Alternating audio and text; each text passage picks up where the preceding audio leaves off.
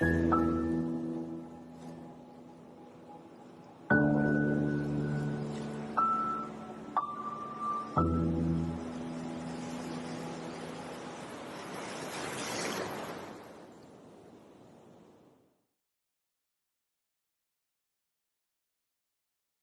Federación Teosófica le da la bienvenida a nuestro querido hermano Alejandro desde Chile y vamos a pasar a la hermana Emilce Barrera,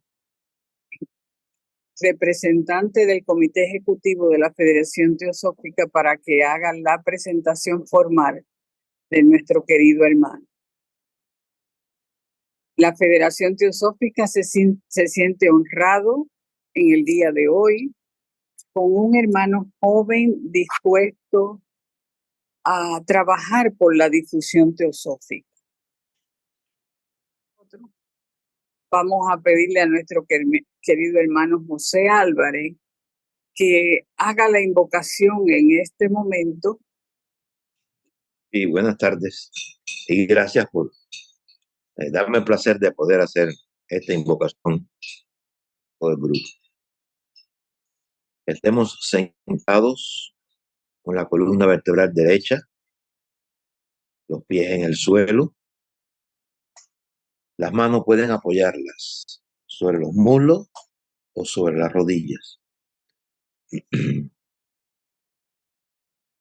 Y hagamos 2 respiraciones lentas y profundas para que nos sea más fácil armonizarnos con el grupo. Y ahora repitan después de mí mentalmente cada frase que digamos. Oh vida oculta que vibras en cada átomo. Oh luz oculta que brillas en cada criatura. Oh amor oculto que todo lo abarcas en la unidad. Que cada ser que se sienta uno contigo sepa que por lo tanto es también uno con todos los demás. Paz, paz, paz para todos los seres. Gracias.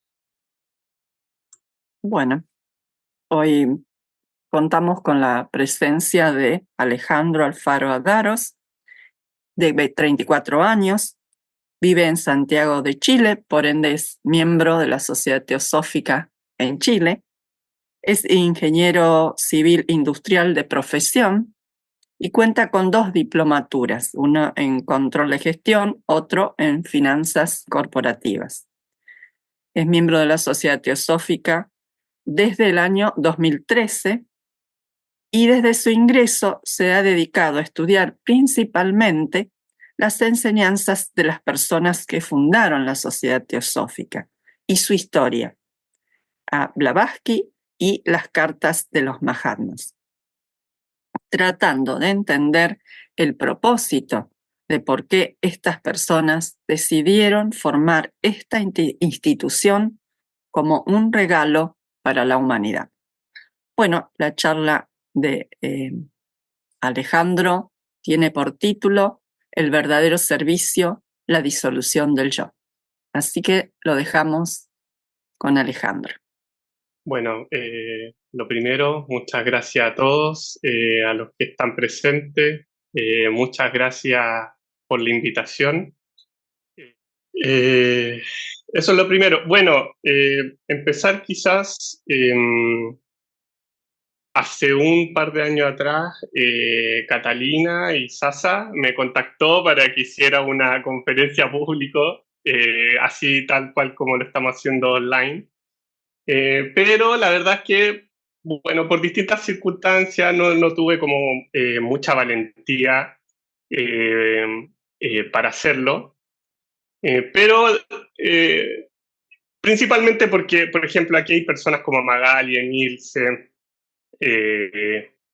bueno, no sé si está Enrique por ahí, Hay miembros de la Sociedad Teosófica en Chile que saben mucho más que yo, entonces, bueno, ¿qué les voy a ir a presentar? ¿Qué les voy a decir yo en una exposición online, ¿cierto? Si hay muchas personas más que tienen harto más que decir que yo. Pero cuando se me hizo la invitación para esta, últimamente, quizás sin tanto entender profundamente las razones, he tomado como la decisión, por decirlo así, de hacer caso de alguna manera. O sea, me hicieron una invitación, pero para mí fue como, Alejandro, prácticamente tú debes hacerlo. Si bien nunca fue como una obligación, fue una sugerencia, yo lo recibí prácticamente como una instrucción para hacer esto. Les vi te habla un poco de esto en Pláticas sobre el Sendero del Ocultismo, cuando él le presenta los manuscritos que tenía Krishnamurti al maestro, y el maestro dice, bueno, esto es muy bueno, hay que publicarlo entonces. Entonces Levita le dice, nosotros no entendemos mucho porque nunca fue la intención de nosotros publicar, por ejemplo, a los pies del maestro, pero en los mundos ocultos hacemos caso a lo que nos dice. Entonces, yo estoy haciendo caso a las sugerencias que me dicen por acá en Chile. Bueno, ya lo saben, el título de esta conferencia es El verdadero servicio, la disolución del yo, y les voy a contar un poco cómo fue la construcción un poco de esta conferencia. El año pasado en Chile hicimos una conferencia abierta a público que se llamaba Olvido de sí para servir, ¿ya? El olvido de sí, por supuesto, hace mención al yo, que no estaba incluido en ese título. Pero, como ustedes pueden bien saber, las conferencias públicas que hacemos presenciales puede llegar cualquier tipo de persona con conocimientos básicos, con nada de conocimiento, con conocimiento intermedio, con conocimiento avanzado de teosofía. Es muy difícil, pero ha ocurrido en algunas ocasiones que llegan personas que tienen mucho conocimiento de teosofía, pero en la mayoría de las conferencias públicas llegan personas con muy poco conocimiento, con muy vago conocimiento, sobre todo en Chile. Ahí nosotros creo que en Chile tenemos como una deuda importante de tratar de que la enseñanza teosófica se difunda a través de todas las regiones del país. Actualmente solamente tenemos en Santiago, entonces sería importante en algún momento que la teosofía se difundiera de norte a sur a lo largo y angosto de nuestro país. Y bueno, yo, tomando en cuenta que iba a ser una conferencia para la Federación Teosófica Interamericana, bueno, dije, las personas que están acá son personas con conocimientos intermedios o avanzados incluso de teosofía. Muchos de ustedes se conectan sábados, domingos, no solamente a estas exposiciones, conferencias online, sino que también hay otros grupos de estudios relacionados con la enseñanza teosófica. Entonces, puedo empezar como desde ese piso en adelante, podríamos llamar. Entonces, quise darle un enfoque, obviamente, al verdadero servicio, y ya algunas personas deben, si bien vamos a desarrollar, obviamente, la idea con más profundidad, pero ya hay alguna idea de lo que puede ser el yo, de lo que puede ser la personalidad, de lo que puede ser un servicio. Entonces, desde ese piso empiezo hacia arriba a desarrollar cada una de las ideas. Estas son como dos proposiciones que tengo que hacer antes de, obviamente, meterme de lleno en la conferencia. Lo primero, que esto no es mío, mucho de los slides, las hojas que ustedes van a ver, son sacadas de esta conferencia que yo les dije anteriormente. Lógicamente era una conferencia para personas que pueden tener un conocimiento muy vago de lo que es la enseñanza teosófica. Entonces yo extraje algunas, sí, que sí me parecía conveniente, pero hay otras que obviamente fueron más relacionadas con un conocimiento más intermedio avanzado de lo que es la enseñanza teosófica, y esa yo la fui agregando. Por ejemplo, yo en las conferencias abiertas a público no hablo, por ejemplo, de las cartas de los maestros, no hablo de las cartas de los Mahatmas. Cuando hago referencia a ello, hago referencia a la enseñanza más interna de la teosofía. Pero nunca hablo de los maestros, nunca hablo de las cartas y otras cosas más. Tampoco no hablo abierto a público. Pero aquí puedo hablar un poco más y desarrollar un poco más esa idea. Entonces, estas ideas no son mías, es una exposición de ciertas ideas que me han entregado distintos miembros de la Sociedad Teosófica en Chile, comentarios de exponentes teosóficos, la vasta literatura teosófica que tenemos, demasiado amplia, y algunas pocas reflexiones propias.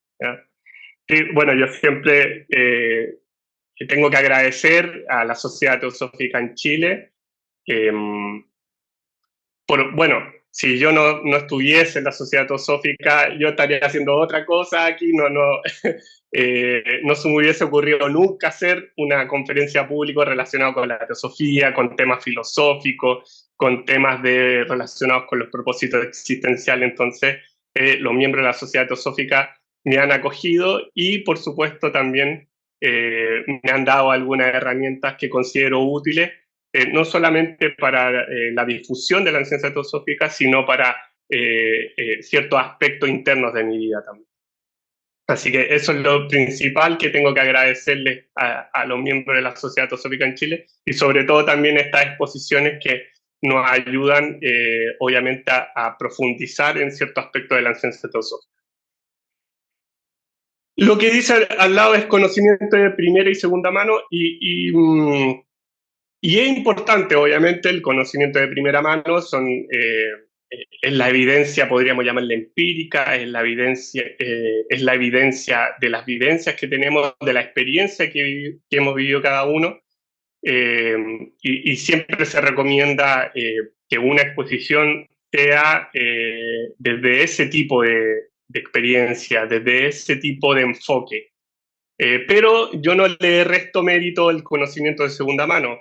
Por supuesto que cuando, por ejemplo, leo cosas o estudio cosas relacionadas con la enseñanza más interna, como Blavatsky, las cartas, incluso Leadbeater, Anibesan y tantos otros exponentes, es conocimiento de segunda mano, y yo de alguna manera lo reflexiono, intento interiorizarlo lo más posible, pero hay algunas cosas que realmente no alcanzan mi conocimiento, no alcanza mi comprensión, obviamente, a profundizar lo más posible.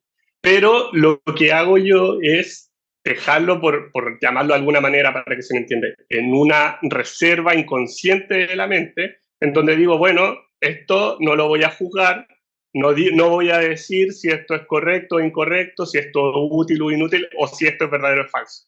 Solamente no lo comprendo en este momento, y en algún momento quizás se pueda dar la circunstancia en que pueda comprender alguna enseñanza.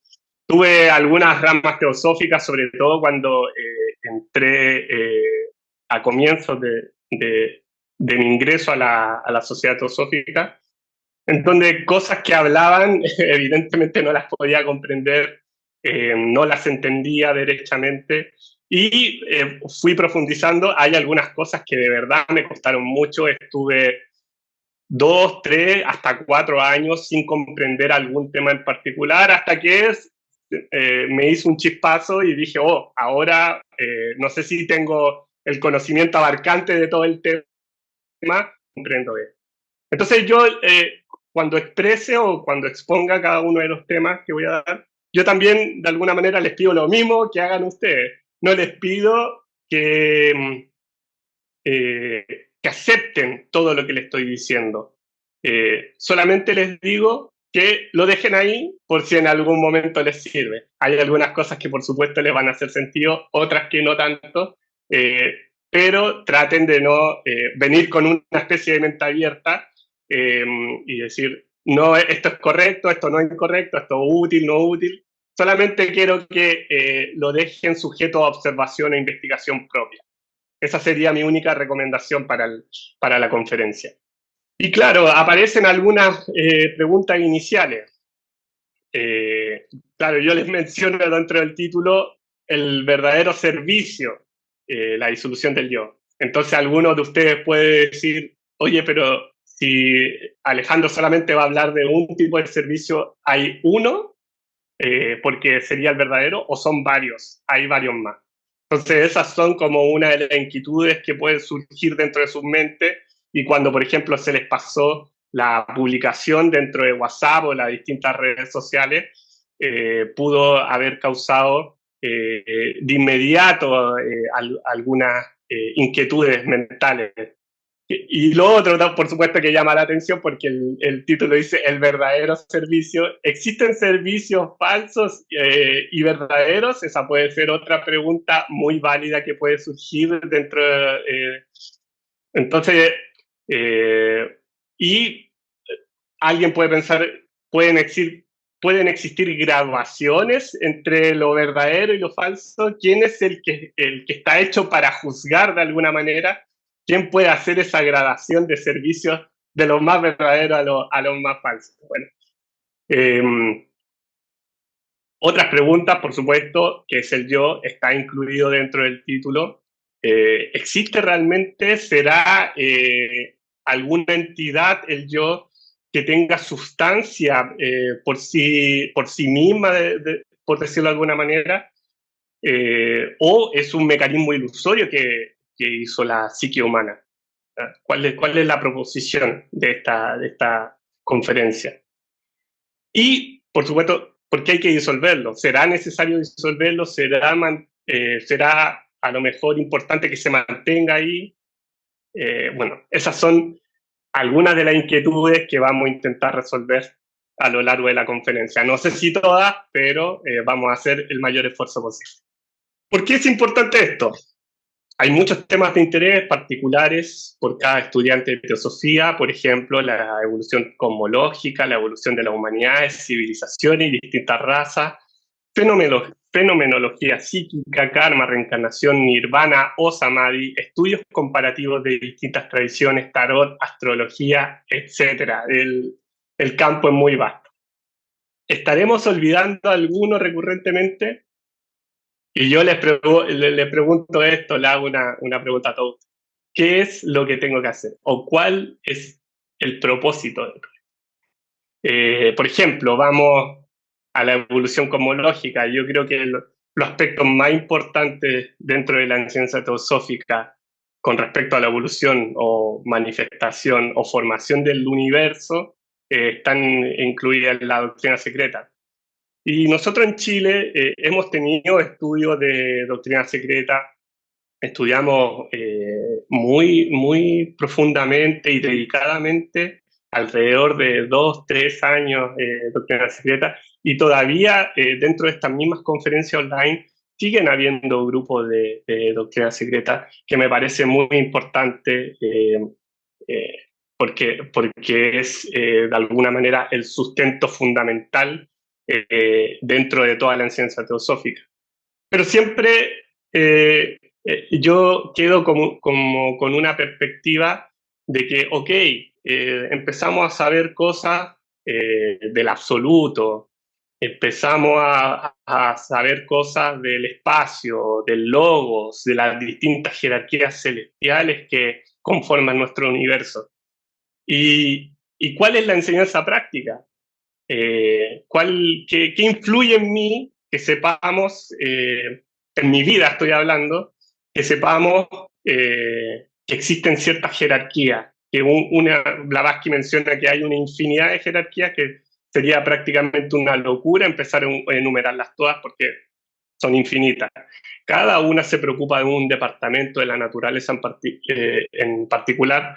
Entonces, ¿cómo empezamos a definirla una por una? ¿Cómo llevo toda esa enseñanza a mi vida? ¿Qué es lo que produce el conocimiento, la comprensión de la enseñanza cosmológica en mi vida práctica? Y muchas veces nos quedamos en eso, principalmente. Nos quedamos solamente en el intelecto, en en saber más, en conocer más, pero no hay un movimiento visible o práctico dentro de nuestras vidas. No, es como solamente acumulamos conocimiento y no hay como un avance en lo práctico, podríamos llamar. Lo mismo, la evolución de la humanidad, de civilización y distintas razas. Ocurre algo, a mí me parece un poco gracioso, cuando, por ejemplo, se habla de las distintas razas, que también es un aspecto fundamental dentro de la doctrina secreta. Claro, muchas de las personas dicen la tercera o la cuarta raza cometieron ciertas atrocidades, ciertos desastres, y se tuvo que cortar el proceso evolutivo y nació una siguiente raza que sería la que estamos actualmente. Y claro, las personas, yo de repente siento que algunos de esos estudios dicen, bueno, los de la tercera y la cuarta fueron los malitos y nosotros acá estamos los buenos, los de la quinta, ¿cierto? Pero los de la tercera y la cuarta fuimos los mismos, fuimos nosotros mismos. Entonces, algo importante que tiene la historia de la humanidad, de las distintas civilizaciones que surgieron y desaparecieron, es que podamos aprender algo de los errores que cometimos anteriormente nosotros mismos, no es nadie más. O sea, la responsabilidad cae en nosotros absolutamente. Si queremos que la historia se repita o algo de aquí para adelante se resuelva.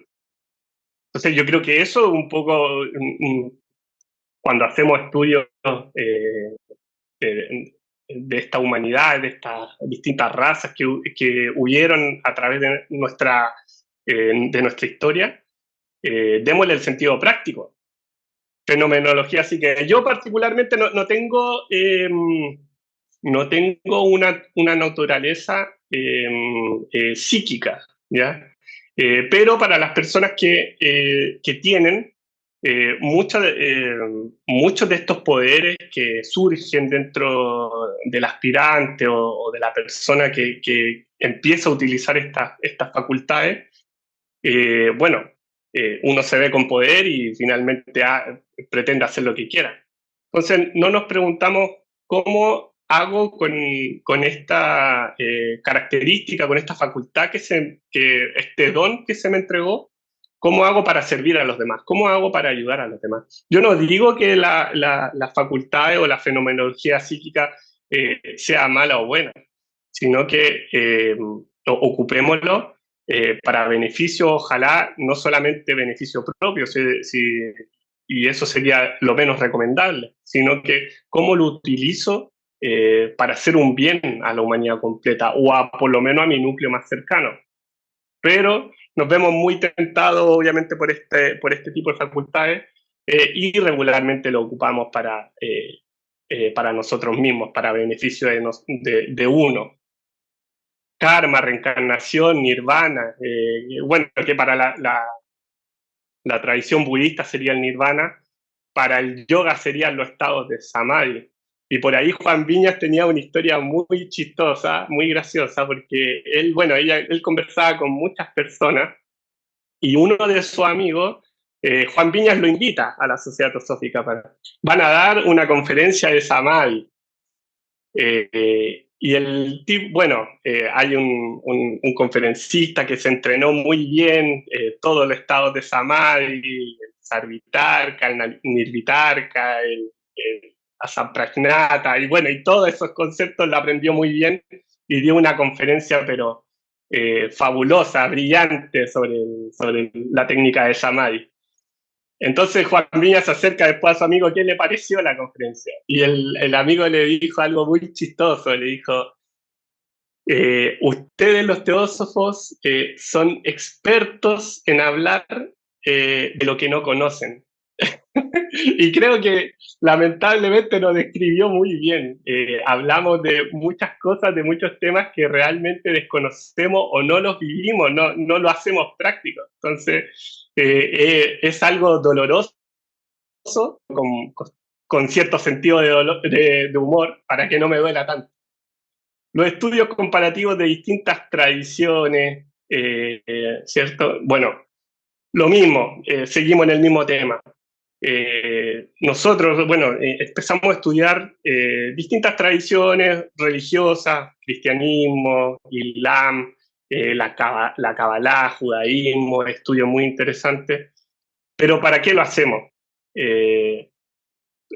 Vuelvo a repetir, para seguir acumulando conocimiento. Por ahí a los pies del maestro también menciona que uno debiese estudiar todas las religiones posibles, pero con el sentido de acercarse a esa persona, porque de inmediato si yo me acerco, por ejemplo, a una persona que tiene cierto acercamiento con la tradición cristiana, y yo me pongo a hablar, no sé, de Mahoma, o me pongo a hablar de Blavatsky, evidentemente va a surgir un rechazo inmediato.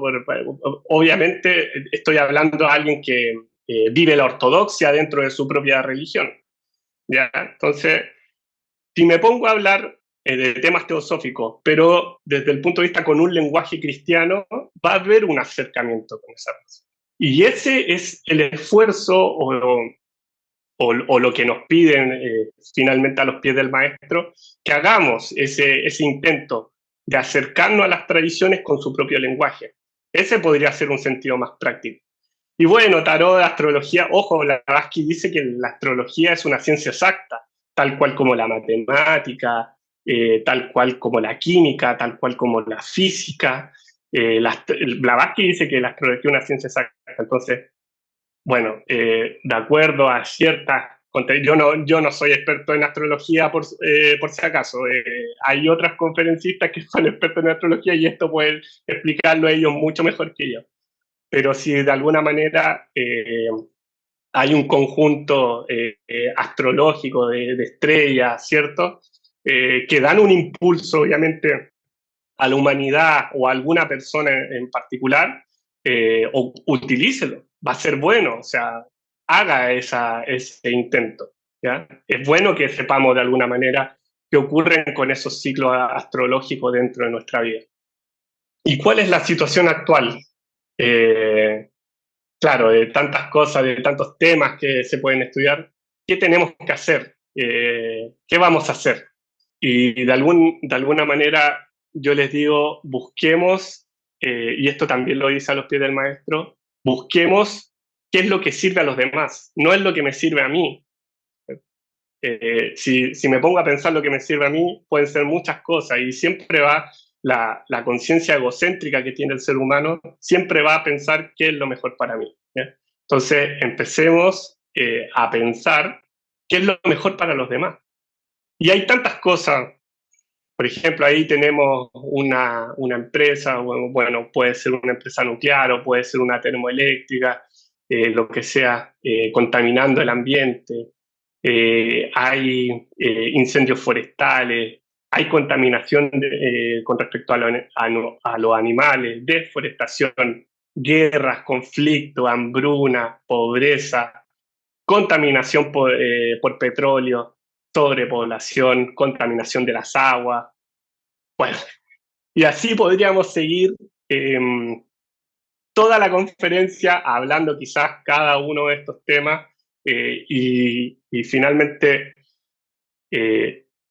podría ser que incluso sin ninguna conclusión, ¿qué es lo que tengo que hacer? Porque hay tantos temas que uno puede abarcar, tantos temas en donde uno puede servir, que finalmente abarcarlo todo sería muy difícil. Pero puede ser, y de eso vamos a hablar un poquito más adelante en la conferencia, puede ser que haya un aspecto psicológico o dentro de la psique del ser humano que haga que todo esto ocurra. Por ejemplo, bueno, ahí vemos un niño pasando hambre, ¿cierto? Muy desnutrido. Entonces, ¿qué es lo que ocurre dentro de la psique del ser humano? Que una persona puede comer muy bien, puede comer, no sé, 3 platos al día o más, y una persona que no tiene que comer, ¿cierto? ¿Qué es lo que ocurre con los conflictos? Los conflictos, bueno, los conflictos de naciones, los conflictos de guerra. Seré yo, por supuesto, cuando cuando dos líderes de alguna nación se declaran la guerra, ocurre algo que es como un poco tragicómico, porque dicen, la mayoría de nosotros dice, bueno, ellos son los responsables, yo no participo de eso. Pero habrá algo dentro de la psique del ser humano que esté en constante conflicto con los demás, con distintos países, con una persona que considero diferente, ¿cierto? ¿Qué es lo que me hace a mí, por ejemplo, en el sentido, tengo una empresa, necesito harta energía, entonces, pero no me importa si contamino mucho el medio ambiente, si contamino mucho el aire, si contamino mucho la agua, total, yo voy a recoger o atraer gran parte de esas rentabilidades que tiene mi empresa. No me interesa mucho lo demás, sino el aspecto ambición que está dentro del ser humano se expresa y quiere abarcar la mayor cantidad, obviamente, de rentabilidades, beneficios, propiedades, bienes, etcétera, para uno mismo. Puede ser que exista un aspecto dentro de la psique del ser humano que abarque todos estos temas. Y esto es una premisa, distintas instituciones humanitarias han surgido a través de las distintas épocas tratando de disminuir los distintos sufrimientos de nosotros mismos. Claro, bueno, ahí tenemos una imagen de la Cruz Roja. Cuando surgen conflictos bélicos, la Cruz Roja es muy buena porque obviamente ayuda a los más desamparados, a los heridos de guerra. Bueno, vamos a ir viendo también otras instituciones que se han creado con respecto a distintos sufrimientos que mencionamos anteriormente y cómo han surgido estas instituciones para resolver cada uno de esos sufrimientos que finalmente no se resuelve, pero es como una medida paliativa, podríamos llamar. Pero hemos visto realmente cambios. Cada uno promueve diferentes formas de servicio según sus propias interpretaciones. Históricamente, los avances tanto en el ámbito de la investigación psicológica como en el tecnológico han resultado ser insuficientes, lo que ha contribuido al estado deprimente de la sociedad actual. Y sí, hemos avanzado, el tema hoy en boca de todos es la inteligencia artificial. Hemos avanzado en tecnología, somos capaces de tener no sé cuántos satélites en el espacio. Estamos viendo la posibilidad si podemos llegar a Marte.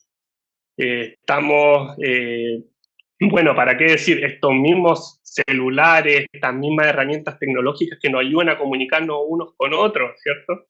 Los avances tecnológicos son abismales realmente, sobre todo en los últimos 30, 40 años de cómo hemos avanzado en tecnología, pero lamentablemente no hemos podido avanzar en temas tan básicos como la pobreza, la hambruna, contaminación del medio ambiente, explotación de recursos naturales. Somos expertos obviamente en tecnología, pero no hemos avanzado prácticamente en nada en temas más básicos de lo que necesita cada una de las personas. De aquí se ven distintas imágenes, claro, el típico imagen de Greenpeace, por ejemplo, haciendo una especie de protesta con las barcazas que cazan ballenas, ¿cierto? Entonces ahí está y bueno, y él se dedica obviamente a una labor importante dentro de la humanidad o dentro de la protección de los animales. Para que esto no se exceda o no sea tanto. No sé qué tanto ayuda, pero bueno, qué bueno que haya alguien preocupándose por eso. Ahí tenemos un monje budista, claro, cuando esto surgió con la invasión china, ¿cierto? Algunos monjes tomaron la decisión de inmolarse como término de protesta, obviamente, en contra de la invasión. Bueno, las enfermedades psiquiátricas, psicológicas, si ven en el estado, en la edad contemporánea, en el estado actual de las cosas, no creo que haya una época con más investigaciones psicológicas y psiquiátricas como la que estamos hoy presentes, Pero independiente de los estudios que se han hecho, seguimos teniendo cada vez tasas más crecientes de personas con enfermedades psicológicas, psiquiátricas, mentales. Entonces, por ahí decían, la psicología es la profesión del futuro, y yo creo que es la profesión del presente, porque, bueno, ¿para qué decir la alta tasa de suicidios que ha aumentado en el último tiempo? Entonces, hay algo que al parecer, si bien tenemos más estudios psicológicos, cada vez las enfermedades psiquiátricas van aumentando, son mayores, entonces hay algo que no está haciendo conexión, no hay un enlace entre estas dos cosas, que es muy paradójico. Las vacunas, o sea, muy bueno porque, claro, cada uno puede tener su propia visión respecto a las vacunas, pero se ha demostrado científicamente que sí disminuye la cantidad de muerte el vacunarse, ¿ya? Pero no vamos a la causa más profunda. Si se fijan, las pandemias que hemos tenido han sido, bueno, la gripe aviar, producto de una bacteria o virus que se produjo justamente con las aves. Después vino la porcina, ¿cierto? Y ahora, ¿para qué decir? Surgió una bacteria, un virus, desde los cerdos, ¿cierto? O esa al menos es la teoría. Ahora la última no se sabe muy bien si fue con respecto al COVID-19, de una serpiente o de un murciélago, o incluso se dice que hay manipulación humana por ahí hay algunas teorías conspirativas que hablan de eso. Pero puede ser porque todas tienen una causante en común, ¿cierto? Que es el abuso de los animales, nosotros utilizamos los animales obviamente para nuestro propio consumo. Entonces, no sé si han visto, por ejemplo, las granjas donde tienen las vacas. Ellos tienen todo un programa porque viven muy apretadas las vaquitas y tratan obviamente de desparasitarlas, de hacerle un programa para que estas bacterias o virus no se reproduzcan con la velocidad para que surja una pandemia. Entonces, es muy complejo el programa de cuidado de términos ganaderos. Pero puede ser que por ahí esté la causa de todo esto. O sea, va a surgir otra pandemia quizás en unos cuantos años más, va a surgir otra vacuna, pero estamos resolviendo la causa realmente de por qué surgen esas pandemias. Otra pregunta. Bueno, aquí en Chile existe una fundación que se llama Techo para Chile y se encarga de construir casas principalmente a las personas que obviamente les falta. Y para mí es algo, la vivienda, que todas las personas podamos tener un techo en donde dormir, es algo básico que todos deberíamos tener. Bueno, en Chile todavía, bueno, estamos avanzando en eso, pero todavía hay personas que obviamente les falta. Techo para Chile también fue una fundación muy benéfica para el tema del terremoto, ¿cierto? Muchas personas, el maremoto se llevó sus casas prácticamente, muchas casas se cayeron, entonces Techo para Chile ahí hizo una causa muy benéfica, obviamente, de reconstruir nuevamente las casas. Y, por supuesto, si alguno tiene algún mal con respecto a su fe, existen las instituciones religiosas que vuelven a congregar, obviamente, un número de personas, y eso hace que las personas estén más cercanas, o se sientan por lo menos más cercanas a una divinidad, y surgen estas instituciones religiosas. Entonces, ¿qué podemos hacer? Ya probamos todo y al parecer no hay resultados satisfactorios en la disminución del sufrimiento de la humanidad. Hemos avanzado de manera desproporcionada en tecnología y conocimiento. Estamos condenados lamentablemente a la autodestrucción, o falta algo que no hemos probado. Aquí es donde la enseñanza teosófica expresa una de sus proposiciones fundamentales.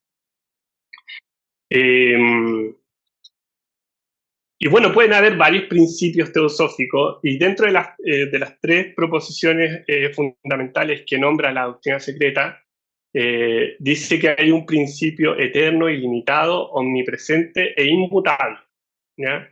Y está bien, no lo vamos a tocar en esta conferencia, en esta exposición, pero por lo menos para que se sepa. Y el otro es que el universo pasa por periodos de ciclicidad y periodicidad, y todo se vuelve a repetir, no solamente el universo mismo, sino que todas las entidades que se manifiestan dentro de ese universo también tienen sus periodos de ciclicidad. Tampoco lo vamos a tratar acá, porque a mí, lo que me convoca a mí, o esta conferencia en particular, es la tercera proposición, que existe una identidad fundamental entre cada una de las almas con el alma universal, o superalma también. Esta unión, o este enlace, que por lo menos lo que menciona la doctrina secreta, se puede hacer mediante esfuerzos y durante una serie de reencarnaciones y metempsicosis, que son, para mí, alguien puede tener otras definiciones, pero para mí son cambios dentro de la conciencia. Y eso cada uno lo puede hacer de acuerdo a su propio ritmo, de acuerdo a la velocidad que uno prefiera, y nadie puede decirle a otra persona si lo tiene que hacer más lento, más rápido o con mediana intensidad. Esa es una decisión totalmente íntima, absolutamente íntima. ¿Y qué es lo que menciona? Si, bueno, alguno de ustedes puede tener alguna duda de si existe este sendero, entonces hay una pregunta que puede surgir dentro de su mente y ¿hay evidencia de que existe este sendero? Y bueno, y Blavatsky, ojo, este artículo fue publicado póstumamente. Recuerden que Blavatsky murió el 8 de mayo de 1891. Y cuando desencarna Blavatsky, bueno, algunos de sus discípulos, personas que eran cercanas a ella, empezaron a registrar qué cosas había dejado, y se encontraron con una cantidad de manuscritos, que se podían hacer publicaciones completas, revistas completas, libros completos de la cantidad de cosas que se encontraron dentro de las pertenencias de la... Y este fue uno de los escritos que se encontró y fue publicado en la revista Lucifer en septiembre de 1891. Entonces ella dice, hay un camino empinado y espinoso. O sea, yo me imagino como una especie de montaña con respecto a eso. Así, como empinado, que te cuesta, y más encima con cada una de las escaladas que realizas, como que sientes que te vas pinchando con esta escalada.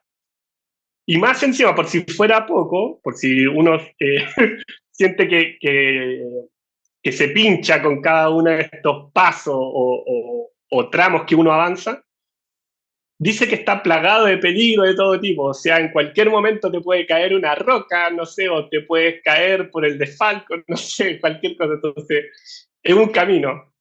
Y dice, pero aún así, por más peligroso que sea, por más empinado que sea, pero aún así es un camino que conduce al corazón mismo del universo. Entonces, ella dice que el camino es muy peligroso, es muy difícil, pero la recompensa es demasiado grande. O sea, alguno de ustedes, si se le ofreciera, ¿quiere estar en el corazón mismo del universo? Yo creo que cualquiera de nosotros responde que sí inmediato. Pero si alguno de ustedes quisiera dar ese salto, tiene que hacerse consciente de que esto es demasiado difícil. Y más encima, que la estadística no es muy no es muy favorecida para nosotros los teósofos, porque muchos han intentado hacer este sendero, este camino, y lamentablemente, estadísticamente, tenemos muchas faltas, tenemos muchas fallas, más que los casos de éxito. Los casos de éxito de esto son muy pocos. puedo decirles cómo encontrar a aquellos que te mostrarán la puerta secreta, que se abre solo hacia el interior. Entonces ella menciona que hay personas que ya hicieron este sendero, que lo trascendieron y que se abre una puerta secreta, pero ellos solamente lo único que te van a decir es, esta puerta se abre hacia el interior. No es, podríamos decir, un sendero físico, si alguien quisiera pensarlo, o algún lugar físico. Esto se encuentra en el interior de cada uno. Y, dice, se cierra rápidamente detrás del neófito para siempre. O sea que las personas que toman esta decisión no pueden volver atrás, ¿ya? Entonces tienen que hacerse conscientes. Si quieren, obviamente, hacer este sendero, no se va a poder retornar. Y es principalmente porque no se puede desconocer lo que uno ya conoce. Sé que suena un poco burdo, pero es como que levantamos el velo de algo, lo miramos y dije, oh, bueno, ya descubrí lo que había detrás del velo, ahora lo cierro. Pero esa impresión se queda en la mente o en el alma, mejor dicho, grabada para siempre. Entonces, por eso no se puede volver hacia atrás. No hay peligro que el coraje intrépido no pueda conquistar. Intrépido significa que sin reflexionar, ¿cierto? O sea, se expresa en algún momento el pensamiento, alguien tiene el coraje de hacerlo, pero se expresa el pensamiento y el pensamiento como que frena de inmediato. El pensamiento dice, oye Alejandro, esto es muy peligroso, puede ser que no sea recomendable para ti. Entonces se necesita, dice Blavatsky, un coraje intrépido, un coraje que no esté el pensamiento involucrado. No hay prueba que la pureza inmaculada no pueda superar. Entonces, la persona que quiere hacer este sendero debe estar purificado totalmente, prácticamente sin ninguna mácula, sin ninguna mancha. Y por otro lado dice, no hay dificultad que un intelecto fuerte no pueda superar. Entonces, nosotros, por ejemplo, los teósofos o los estudiantes de teosofía, muchas veces como que le restamos valor al intelecto, y Blavatsky dice que aquí es una herramienta fuerte, es una herramienta indispensable. Si vemos algún tipo de peligro que queramos poder, de alguna manera tomar otra ruta para no tomar ese peligro, hagámoslo. Ahora, si no hay otro camino más, vamos a tener que hacerlo de la manera más inteligente, no de alguna manera perdiendo la guerra inmediato o perdiendo la batalla inmediato. Tenemos que ser inteligentes al enfrentarnos con nosotros mismos. Para aquellos que sigan adelante, habrá una recompensa incalculable: el poder de bendecir y salvar a la humanidad. O sea, lo mismo que les mencionaba con el premio es el corazón del universo, y aparte es el poder de bendecir y salvar a la humanidad. O sea, personalmente yo no me imagino otro regalo o otro premio más grande que este. Y para aquellos que fracasan, hay otras vías en las que el éxito puede llegar. Y claro, hay muchas vidas por las cuales podemos intentar esto, pero lo que sí, para los que lo intentan, que ojalá que lo intenten, porque es muy beneficioso no solamente para las personas mismas que lo intentan, sino que para el núcleo que rodea a esa persona, obviamente es muy, muy bueno. Pero decirles que en caso de que fracasen, no tengan éxito, de alguna manera, ese paso que ustedes dieron se queda grabado internamente dentro del alma. Así que en la próxima vida podemos intentarlo nuevamente. ¿Quiénes pueden transitar este sendero? Y aquí los maestros contestan: solo el que alberga en su corazón el amor a la humanidad, el que es capaz de captar por completo la idea de una fraternidad práctica y regeneradora. Es el cualificado para la posesión de nuestros secretos. Solo él solo ese hombre o mujer. No abusará nunca de sus poderes y no habrá que temer que los emplee con fines egoístas. Un hombre que no coloque el bien de la humanidad por encima de su propio bien no es digno de convertirse en nuestro chela. No es digno de alcanzar un conocimiento más elevado que el de su vecino. Entonces, aquí, el maestro nos dice que tenemos que tener una idea de una fraternidad práctica. Y la palabra fraternidad significa que todos nos veamos como hermanos unos con otros.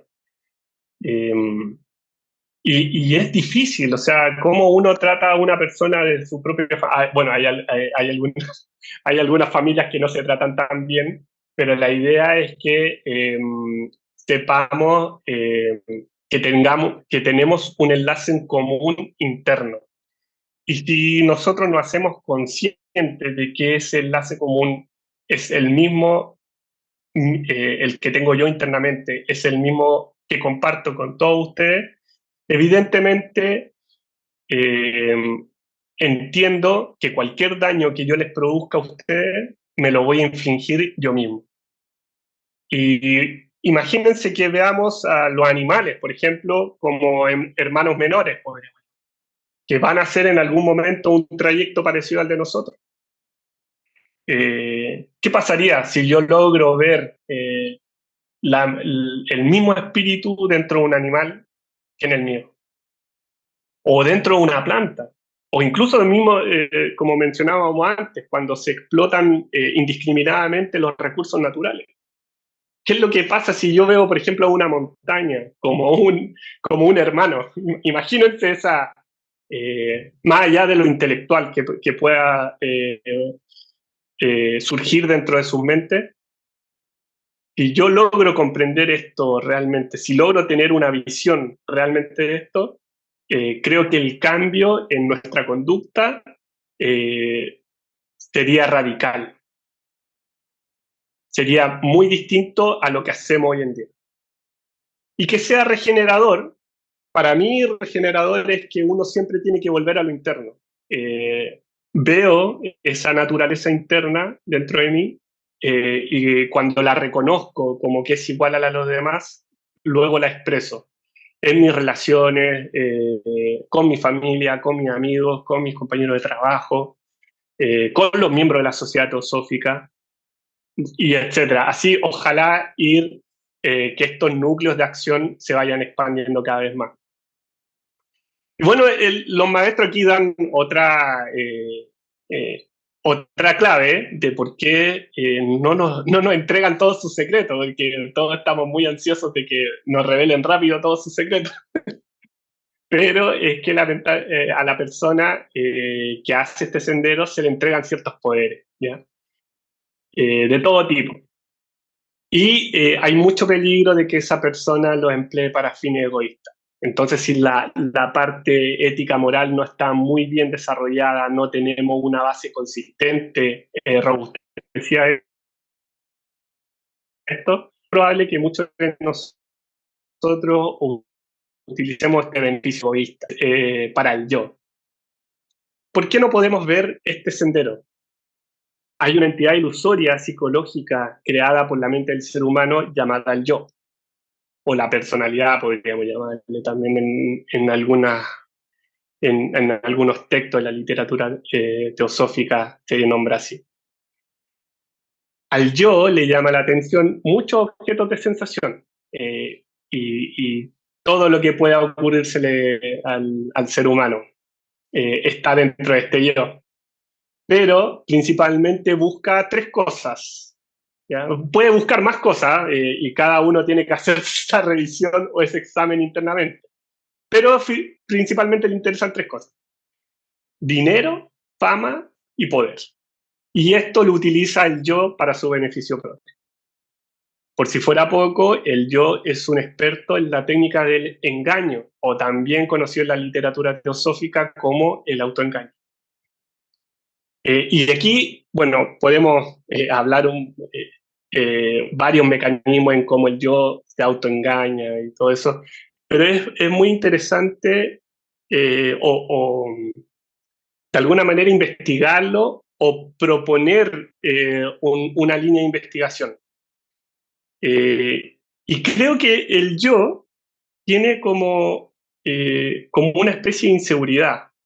Él lo que quiere es prevalecer, ¿ya? Él lo que quiere es que digan, oh, Alejandro tiene, está dando esta conferencia, tiene varios conocimientos, sabe mucho de literatura teosófica. El yo quiere que se plasme, y al yo le encantan estas conferencias, sobre todo, porque van a quedar grabadas y se va a plasmar en el tiempo. Entonces, eso es lo que quiere el yo, que estas cosas se queden grabadas lo mayor posible y que su imagen sea exacerbada.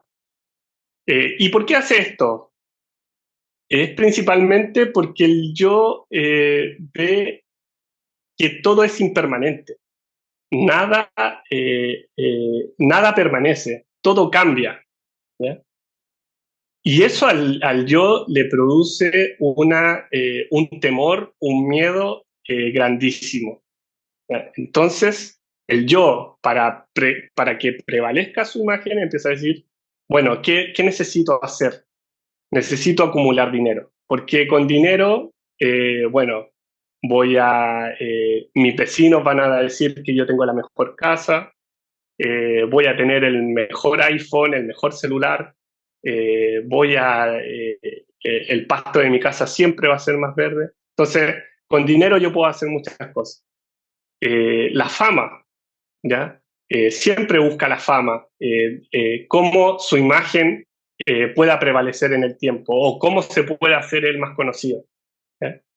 Y lo otro también que obviamente le gusta mucho es que las personas actúen de acuerdo a su propia voluntad, ¿ya? Y por eso le gusta el poder.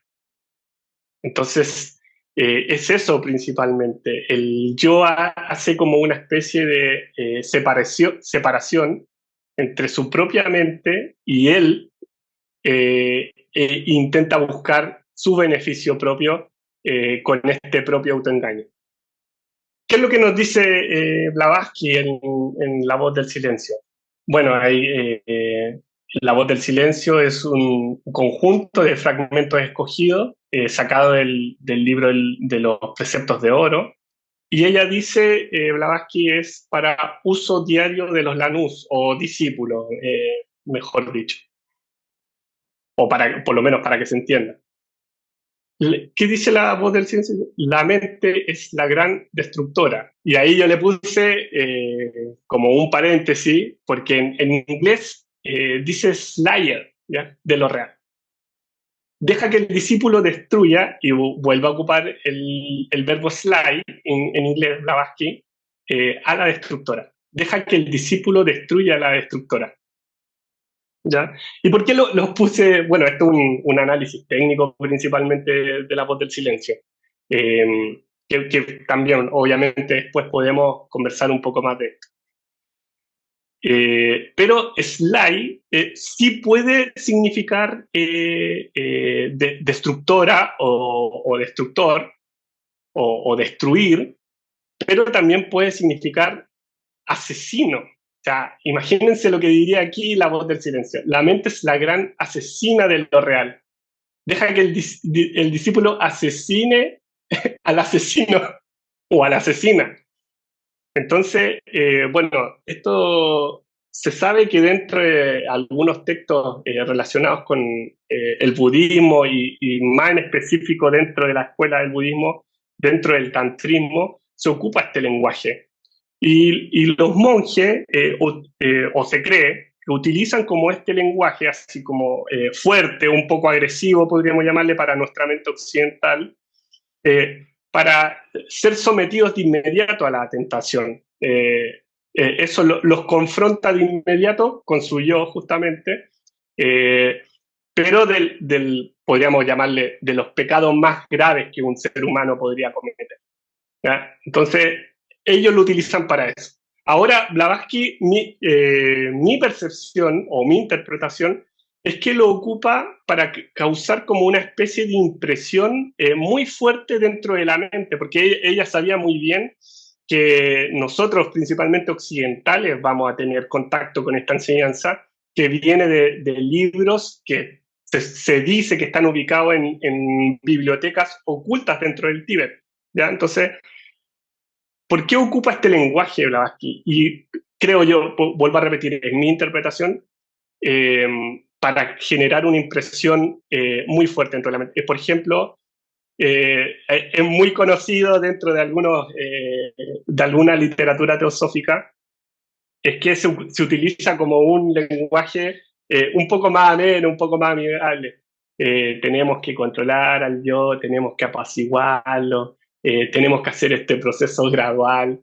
Entonces Blavatsky ocupa un lenguaje muy fuerte para que dejemos de estar en esa inactividad, porque cuando se ocupa un lenguaje así como, sí, todo tiene que ser despacito, un proceso gradual, ocurre una especie de inercia dentro de nuestra actitud, dentro de nuestras acciones.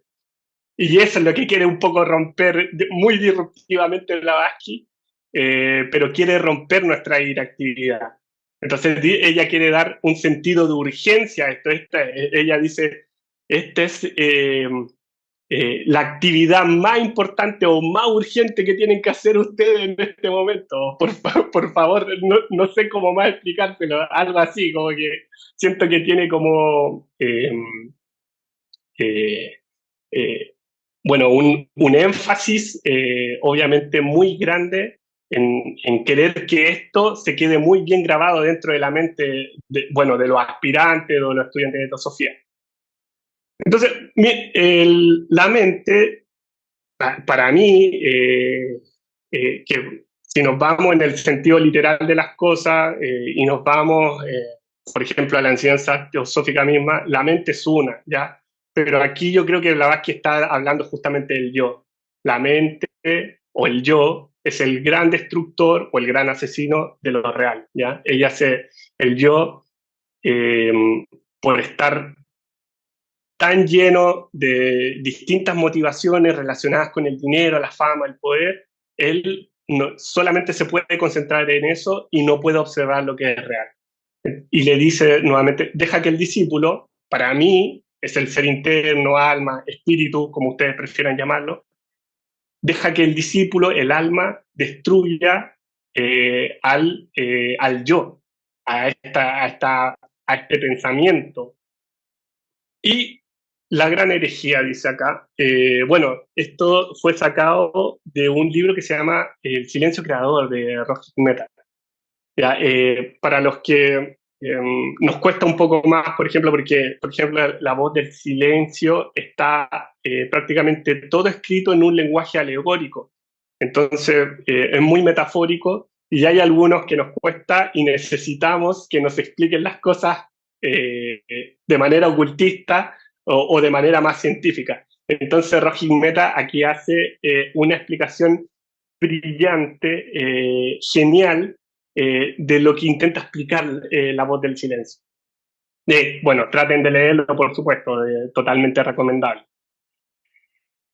La gran herejía es el Atavada, de acuerdo con la filosofía budista, creer en la existencia de un yo separado. Este concepto de un yo separado es producto de la mente.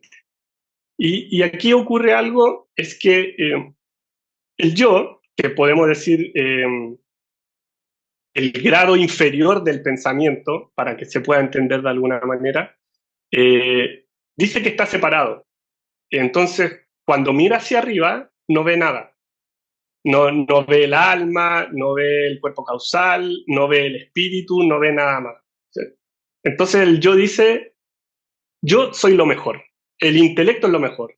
Y por eso es que acumulo conocimiento. Por eso es que leo libros, por eso es que me entretengo tanto reflexionando cosas, reflexionando en filosofía, ¿cierto? Entonces dice, este es mi límite y más arriba no hay nada más allá. ¿Ya? Yo soy lo mejor. Y por eso es que el yo se entretiene tanto en los aspectos inferiores de la personalidad. Dice, postular una existencia independiente y separada es, en verdad, la gran herejía.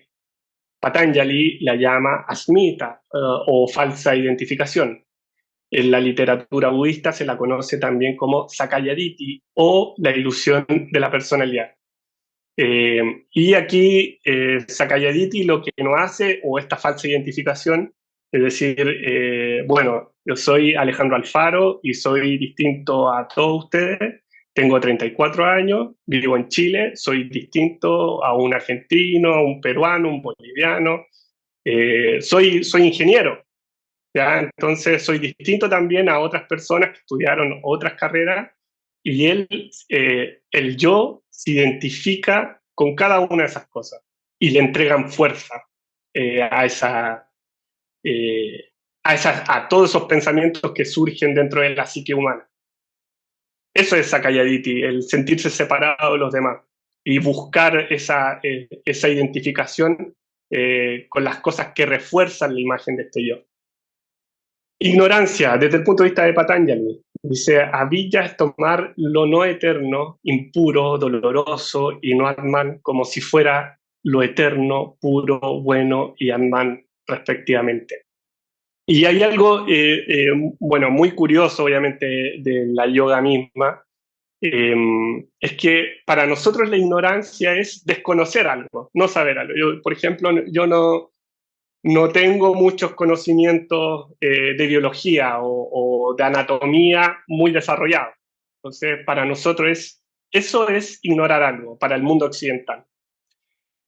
Para Patanjali es engañarse, es decir, bueno, nuestro apego, nuestros hábitos, lo que hacemos constantemente, nuestras tendencias, nosotros las tomamos como que fueran eternas, como que van a durar siempre, pero no lo son. Las tomamos como puras, pero tampoco lo son. Las tomamos como que son cosas buenas. Muchas veces hemos dicho, no, es que yo soy así. Y como soy yo así, me tienen que respetar tal cual como soy. Eso es bueno, porque mantiene mi esencia. Ahí ustedes pueden revisar de todas las, internamente, por supuesto, todas las formas en que el yo se engaña. Y Atman, bueno, Atman tiene que ver con algo un poco más filosófico, que como que tenga bueno, puede ser la realidad misma, pero tiene que ver con algo que tenga o no tenga sustancia. Si es Atman mismo, es porque tiene sustancia en algo, en el espíritu, pero el yo no tiene sustancia por sí mismo, no tiene esencia. Entonces, él dice, yo soy esencial. El yo, la personalidad dice, yo soy esencial. Pero en sí mismo no tiene sustancia, no tiene esencia misma, ¿ya? Es una ilusión creada por la psique humana. Y el autoconocimiento, bueno, esto fue uno de los escritos de Blavatsky, también dentro de la revista Lucifer. Y autoconocimiento, volvemos a repetir, dentro del mundo occidental, creemos que es justamente leer más libros, tener más conocimiento, hacer una especie de ejercicio literario con nosotros mismos. Pero aquí Blavatsky lo va a explicar, por supuesto, mejor que yo. Lo primero que se necesita para obtener autoconocimiento es llegar a estar profundamente consciente de la ignorancia. Ojo, aquí, bueno, mi interpretación, por supuesto, cuando hablamos de ignorancia, no es de desconocer algo como le había mencionado, o por lo menos en mi interpretación de lo que le da Blavatsky acá. No es desconocer algo, es engañarse constantemente, es tomar las cosas que no son esenciales, tomarlas como que son esenciales. Eso es lo que creo yo que está hablando aquí Blavatsky. El sentir en cada vibra del corazón que uno se engaña incesantemente a sí mismo. Y aquí creo que Blavatsky da una clave que deberíamos tomarla muy en cuenta, porque habla del corazón. Ella habla mucho del corazón en varios de sus escritos.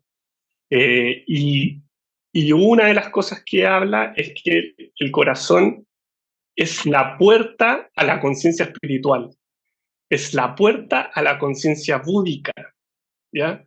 Entonces, si nosotros hacemos este autoconocimiento, este autoexamen desde el punto de vista de la mente, desde el punto de vista de la personalidad, desde el punto de vista del yo, el yo tiene una cantidad inimaginables, incontables de autoengañarse, de engañarse a sí mismo. Si ustedes le preguntan a su corazón, el corazón nunca les va a mentir.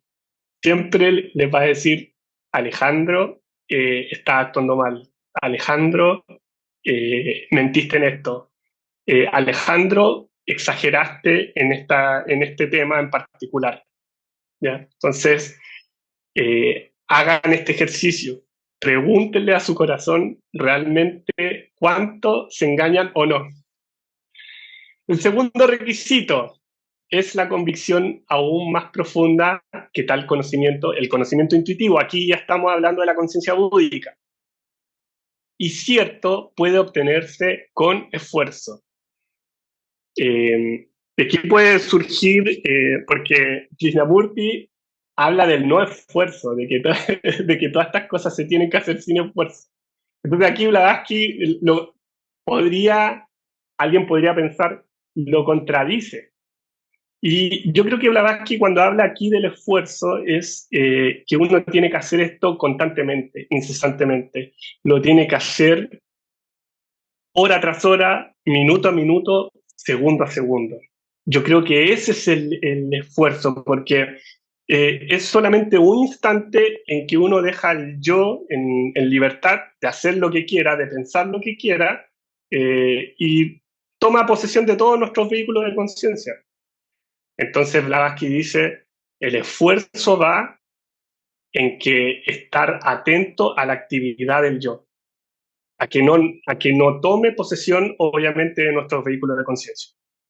O lo menos posible, obviamente todo esto es gradual y se podrá hacer más o menos consideración, dependiendo del esfuerzo justamente que cada uno le ponga a esta enseñanza. El tercero y más importante es una determinación indomable para obtener y encarar ese conocimiento. Ese tipo de conocimiento de sí no puede alcanzarse por lo que los hombres llaman ordinariamente autoanálisis. Aquí hablamos nuevamente del pensamiento. El yo es el que hace este autoanálisis. No se logra por razonamiento o por ningún proceso cerebral, ya que es el despertar a la conciencia de la naturaleza divina del hombre. Y vuelvo a repetir, el que hace este proceso del autoconocimiento real, tal cual como lo define aquí Blavatsky, está despertando a su conciencia divina, está haciendo un contacto, tal como lo decíamos al principio en uno de esos escritos, un contacto directo con el corazón del universo.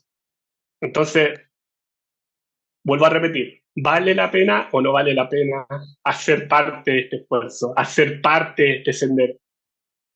Ojalá que alguien lo haga completo. El obtener este conocimiento es un logro más grande que el de regir los elementos o conocer el futuro. Y bueno, aquí en Chile tenemos varios de estos ejemplos. No sé cómo será en otros países, pero por ejemplo aquí por lectura del futuro o alineación de chakra o bueno, el mercado esotérico es bastante amplio. Te pueden cobrar fácil, son 100.000 pesos, 200.000 pesos, que para que se hagan una idea pueden ser $100, $200, hasta $300. Esa es como más o menos entonces, las personas obviamente se ven más atraídas por esto, por el regimiento de los elementos, por conocer el futuro, por adivinación. Por ejemplo, puede haber una persona que pueda hacer algún tipo de sanación, ya bueno, y yo te cobro tanto por sanar. Esto es gratis. Les aviso de inmediato, esto es gratis, el autoconocimiento. Y es un logro mucho más importante. El señor Buda tiene por ahí en uno de voy a parafrasear, por supuesto, no voy a decir textualmente lo que decía el señor Buda, pero dice: que el que lucha contra el yo y logra ganar esa batalla, ese yo, es más fuerte que un ejército de 1000 guerreros. Ese es el logro que logra el candidato o que logra el aspirante. Teosofía práctica. La teosofía no debe representar simplemente una... antes de comenzar a leer. Esto fue escrito en la revista Lucifer, en el volumen 1, número 2, octubre de 1887. Son algunas palabras para la vida diaria escritos por un maestro de sabiduría. No sé cuál es el maestro en específico, pero puedo tener alguna idea. Y ahí ustedes también pueden sacar sus propias conclusiones. La teosofía no debe representar simplemente una colección de verdades morales, un conjunto de éticas metafísicas resumidas en disertaciones teóricas. La teosofía debe hacerse práctica y por lo tanto debe estar libre de digresiones inútiles en el sentido de discursos inconexos y conversaciones finas. Y aquí, a nosotros nos encanta hacer esto.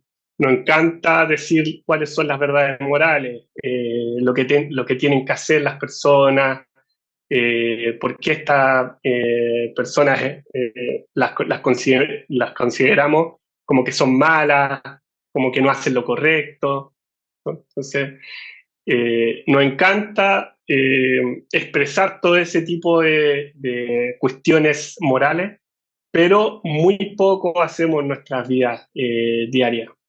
Entonces, la teosofía, por mucho tiempo, sobre todo en el periodo del oscurantismo, dentro del oscurantismo hubo inquisición, donde a todos los que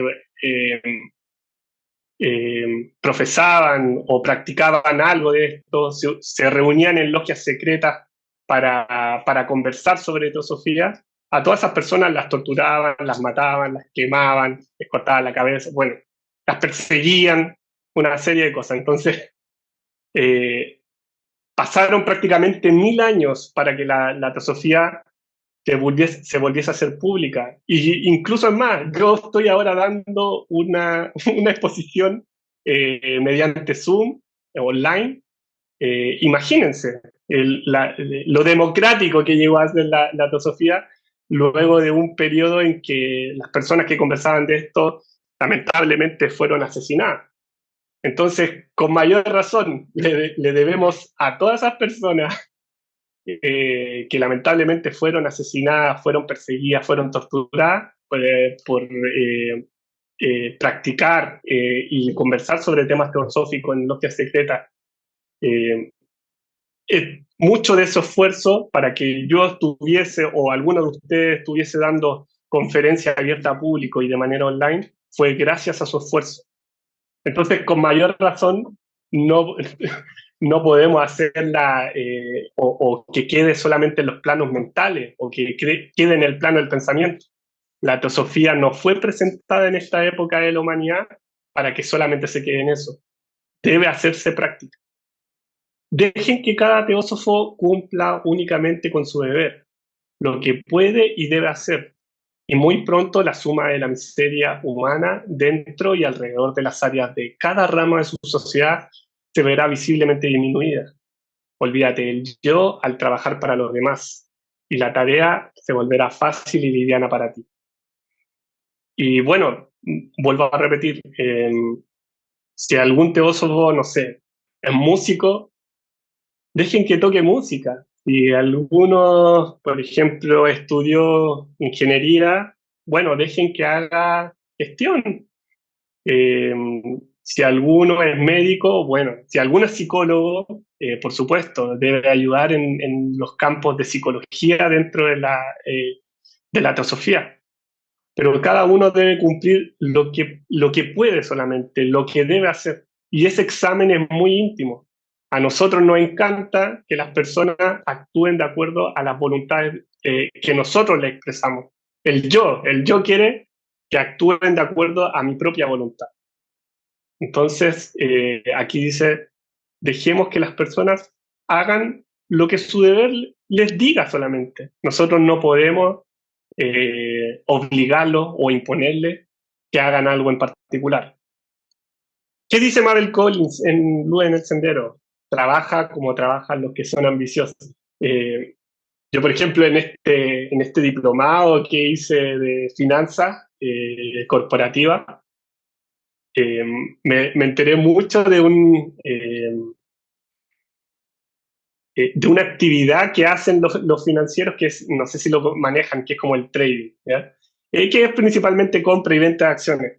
Como que empecé a estudiar cómo es su mundo, de alguna manera, o cómo es su vida. Yo no lo hago personalmente, pero ellos se levantan prácticamente a las 4 de la mañana y no terminan hasta que el mercado cierra, que es como a las 8, 9 de la noche, incluso más tarde. Ahí depende también del tipo de acción. Pero, y ellos están constantemente viendo dentro del mercado qué acción sube, qué acción baja, cuál es el momento de comprar, y están todo el día metidos en eso. Entonces, Mabel Collins nos dice, trabaja como lo hacen ellos. Levántate a las 4 de la mañana, medita un tema teosófico, quédate constantemente atento a lo que haces, a tus emociones, a tus pensamientos, hasta que llegue la noche, se cierra y hace una reflexión al final. ¿Qué cosa hiciste bien? ¿Qué cosa no hiciste tan bien? ¿Qué cosa hiciste mal? Y cómo lo puedo mejorar para los próximos días. Sé que me estoy extendiendo mucho, así que voy a empezar a pasar las láminas muy más rápidamente que lo estaba haciendo anteriormente. George Arundel. Bueno, El Sendero del Servicio yo creo que es un libro que debe estudiarse por sí solo. Nosotros hace muchos años atrás estudiamos El Sendero del Servicio, íbamos prácticamente una sesión y un sutra dentro del Sendero del Servicio. Entonces, si voy a hablar de servicio, no puedo dejar este libro fuera de eso, ¿ya? Al principio tenía como 4 láminas del Sendero del Servicio, pero dije, no puedo, porque ya me estoy extendiendo mucho y solamente la dejé en estos 4 sutras del Sendero del Servicio, que tienen que ver principalmente en la actividad que surge del yo, de la personalidad, para ver cómo puedo estar más atento, obviamente, a su actividad. Dice lo siguiente: estudia tu corazón a fin de discernir si hay parte de egoísmo en tu deseo de servir. Aquí George Arundel, nuevamente, al igual que Blavatsky, también dice el corazón. El corazón es el que es imposible que se autoengañe, ¿ya? El pensamiento va a tener justificaciones por montón. El corazón no hay ninguna posibilidad. Y el corazón aparte, como está relacionado con la conciencia búdica, es el único que va a poder discernir bien si algo es verdadero, es falso, si es correcto, incorrecto, si es útil o inútil, ¿ya? El pensamiento, olvídenlo, van a estar mucho rato dándose vuelta en eso. Mientras más borroso sea tu ambiente, mayor es la necesidad de que lo embellezcas con actos de servicio. Y bueno, nosotros tenemos como muchos reclamos. Por ejemplo, cuando tenemos un ambiente de trabajo un poco tóxico, que se dice aquí en Chile, un clima laboral que es muy tenso. Y George Arundel dice, ese es el mejor escenario para que tú puedas hacer servicio. Así que tienes que estar, de alguna manera, tienes que estar agradecido de que se produzca esa situación para que tú puedas hacer más actos de servicio. Nosotros sabemos, por el calendario oriental, que estamos en Kali Yuga. En Kali Yuga ocurren los peores desastres, las peores masacres, las peores matanzas, pero también al mismo tiempo, si bien es un periodo muy oscuro, al mismo tiempo es el que te da más oportunidades de que tú pueda progresar dentro del sendero espiritual. No sientas envidia por la capacidad de auxiliar a que otro tenga. Más bien debes alegrarte de que tal poder exista para ayudar de aquellos a quienes el tuyo no alcanza. Y bueno, la envidia, ojalá que la mayoría de los que están acá presentes hayan trascendido, por ejemplo, la envidia material, de los bienes, del dinero. Pero la envidia tiene una particularidad, y sobre todo nos ocurre mucho a los teósofos, que muchos de nosotros de inmediato decimos, no somos envidiosos, ¿ya? La envidia es uno de los sentimientos que mayormente se esconde dentro de la conciencia, sobre todo, vuelvo a repetir, sobre todo de los teósofos. Y ya a lo mejor no te atraen tanto los bienes, las cosas materiales de los demás, pero sí, por ejemplo, cuando ves a una persona que tiene altos conocimientos o teosóficos, o filosóficos, o científicos, surge una envidia, ¿ya?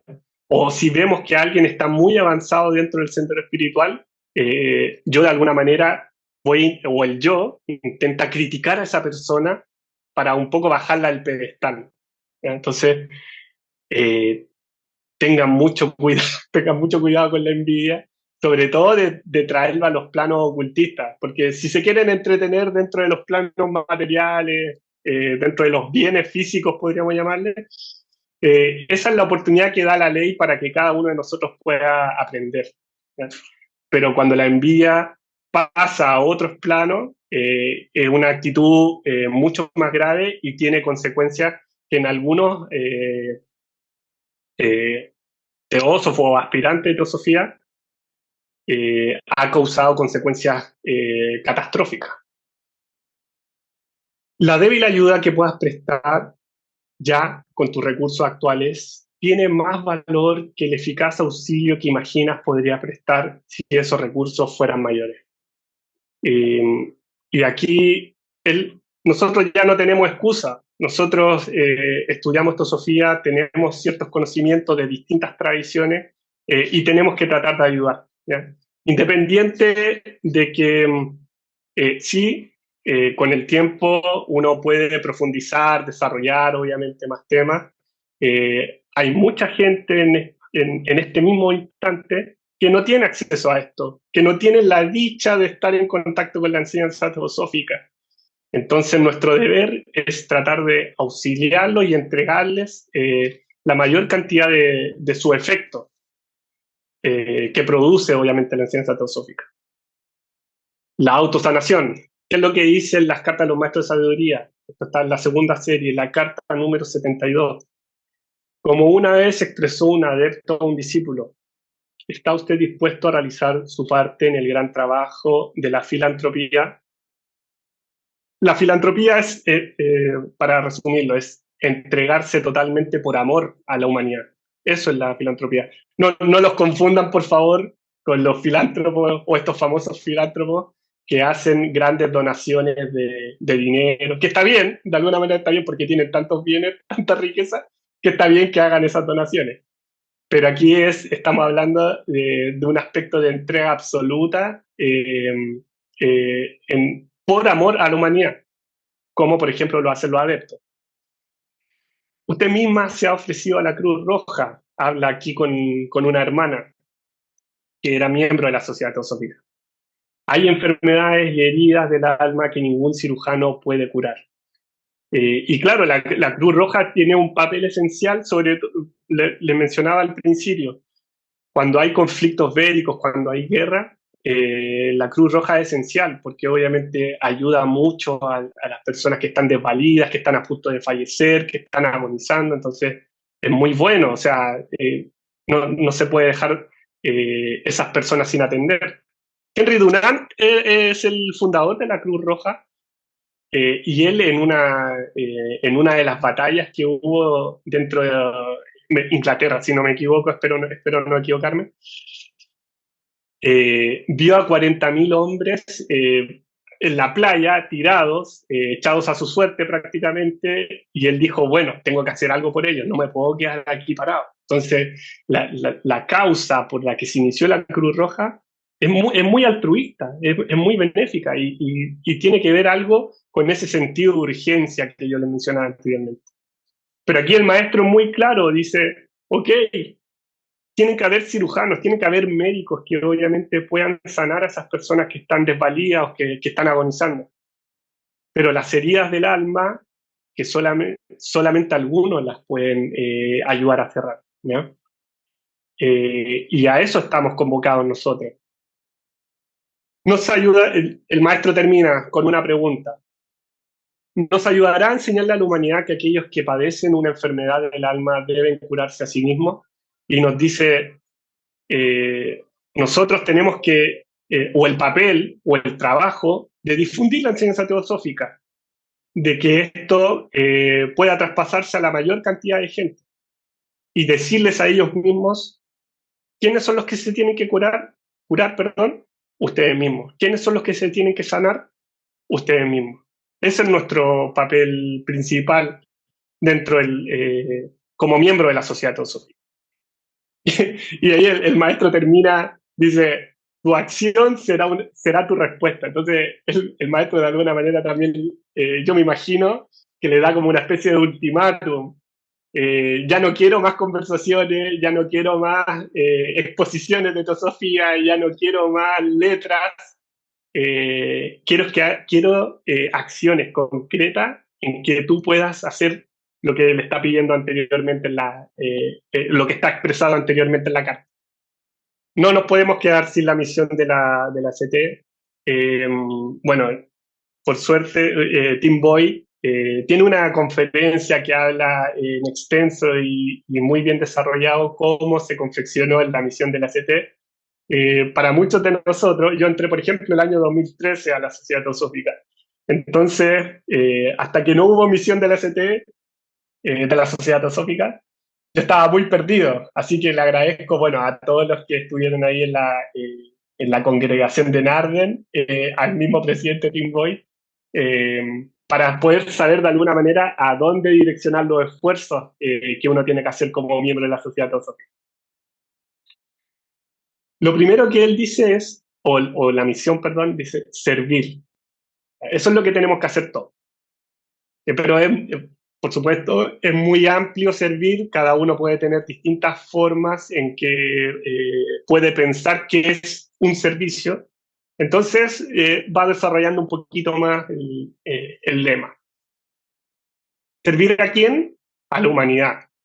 Y aquí está hablando de la humanidad, está hablando de la humanidad completa, no está hablando de ninguna distinción, no está hablando de ninguna distinción de sexo, credo, casta, color, raza,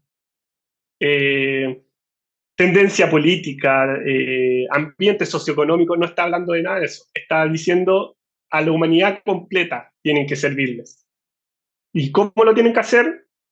Cultivando una comprensión. Estamos ahí hablando de la inteligencia y una realización. O sea, no solamente se puede quedar en el campo de la comprensión y el intelecto. Tiene que haber una realización de estas verdades. Y dice que cada vez este ejercicio se hace de manera más profunda, con temas relacionados con la sabiduría eterna, la autotransformación espiritual, igual que el maestro también vuelve a repetir que este proceso lo hace uno internamente. No va a venir ningún maestro o gurú o guía espiritual que lo haga por ti. Cada uno lo tiene que hacer por sí mismo. Y la tercera verdad es la unidad de toda la vida. Cada vez ampliar o profundizar en nuestra visión. El cuento del hombre y la serpiente. Bueno, este es un cuentecito que está dentro de la literatura hinduista. Y hay un hombre que constantemente toma una serpiente y esta serpiente lo muerde. Entonces hay una especie de observador, lo ve un par de veces hacerlo, unas 2, 3 veces, y hasta que finalmente se acerca, porque el tipo ya está, cada vez que tomaba la serpiente lo muerde y el tipo lo bota, vuelve a tomarla, la serpiente lo muerde, y hace este ejercicio repetidamente. Entonces esta persona que estaba cerca le pregunta, oye, ¿para qué haces ese ejercicio constantemente si sabes que la serpiente te va a morder? Entonces el hombre le contesta, la naturaleza de la serpiente, cuando se ve amenazada, es morder. La naturaleza del hombre, cuando ve que un animal está indefenso o que necesita ayuda, o cualquier ser vivo necesita ayuda, es servir.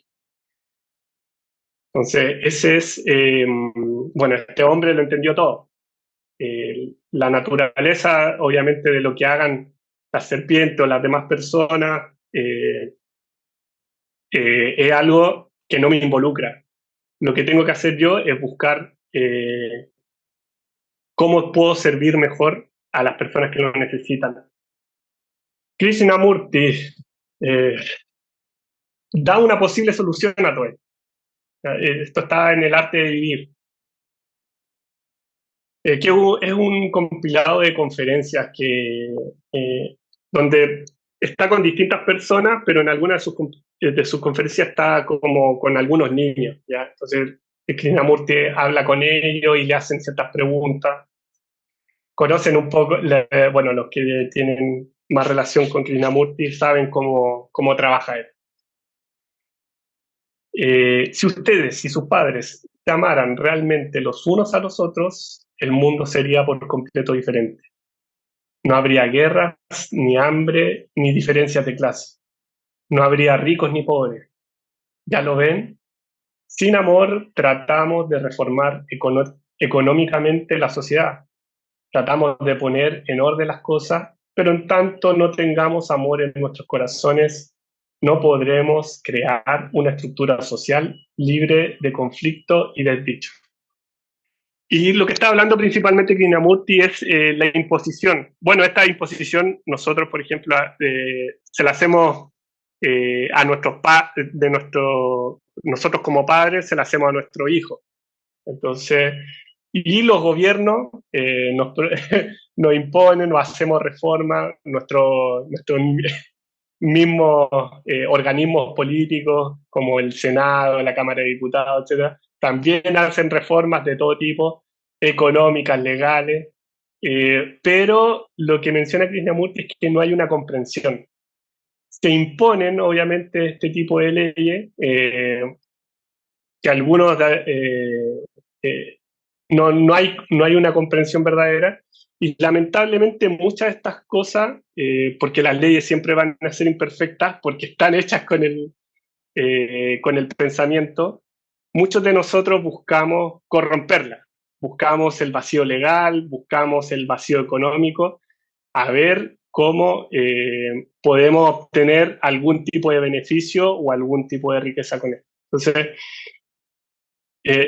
puede ser que se haga un esfuerzo dentro de la reforma política, económica o lo que sea, pero mientras no haya amor en esa reforma, mientras no estemos pensando en el bien común de todos, lamentablemente vamos a seguir dándonos vueltas en lo que estamos actualmente. ¿Qué se obtiene de esto?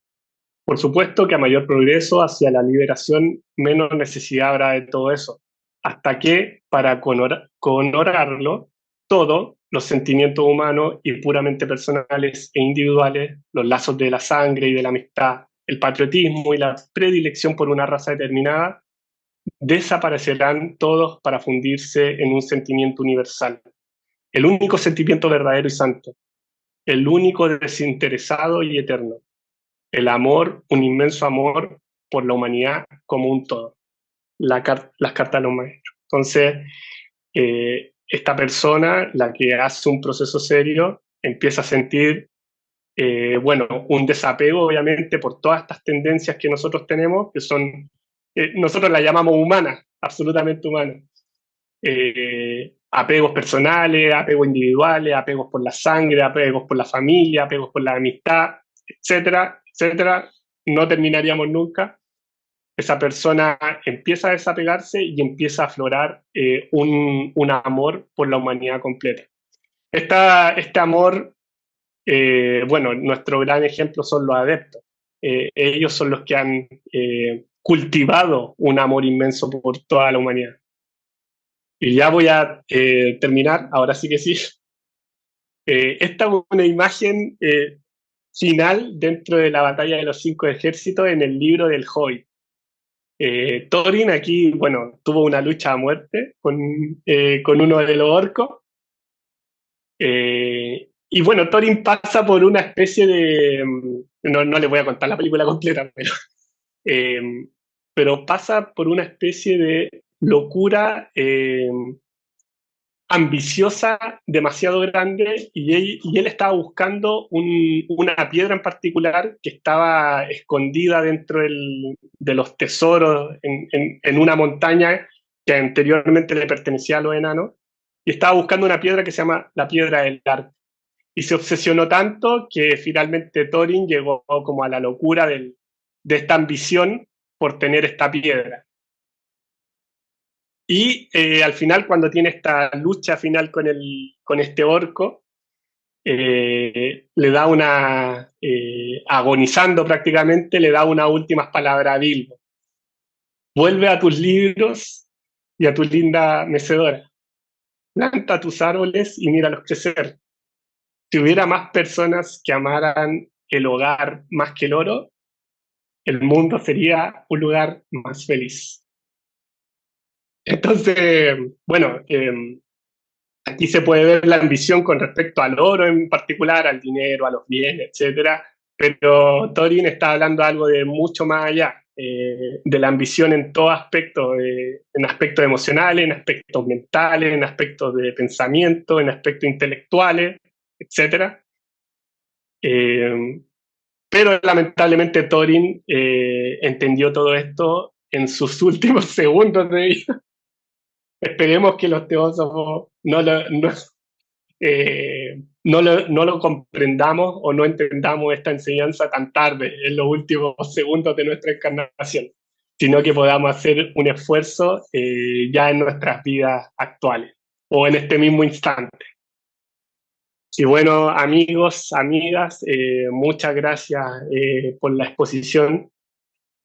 Contestando quizá algunas de las preguntas que pueden surgir,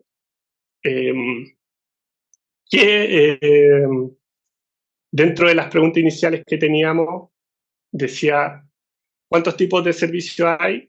Pueden haber infinitos, pueden haber innumerables servicios, pero aquí en la compilación que le acabo de hacer y de exponer, creo haber demostrado que el tema central para la mayoría de los teósofos o los grandes exponentes de la teosofía fue el verdadero servicio, fue la disolución del yo. Creo que es el tema que tenemos que abarcar urgentemente. ¿Qué es el yo? Es una entidad psicológica creada por la psique humana, es ilusoria, nosotros mismos las creamos por este sentido de inseguridad que tenemos de la impermanencia.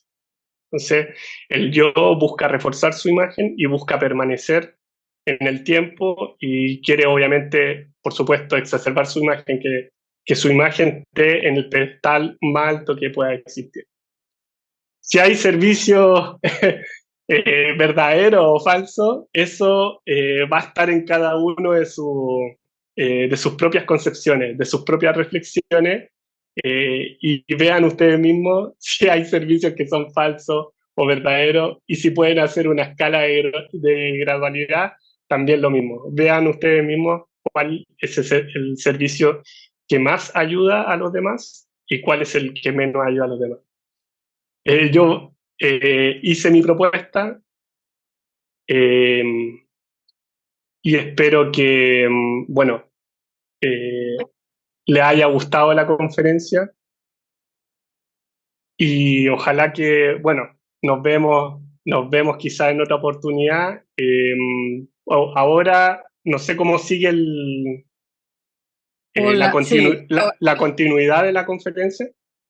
Hay poco tiempo para las preguntas, porque tomaste un poquito más de tiempo, pero no te preocupes, siempre hay una primera vez, Alejandro, no pasa nada. Sí. Pero quiero agradecerte tu charla, especialmente para las personas que inician estos trabajos. Fue maravillosa, es maravillosa, y quiero felicitarte por una cualidad que tiene, que pocas personas la tienen, es la alegría, el contento, diría yo, de presentar un tema con una sonrisa siempre, diciendo la verdad con esa sonrisa. Así es que, Alejandro, 1.000.000 de gracias, porque te agradezco enormemente tu ponencia. Estará ahí para todos aquellos que quieran escucharla nuevamente. Sí, muy rápido, darte las gracias, decirte que, como se ha dicho en algún momento, ninguno de los que estamos en la teosofía es la primera vez que la vemos.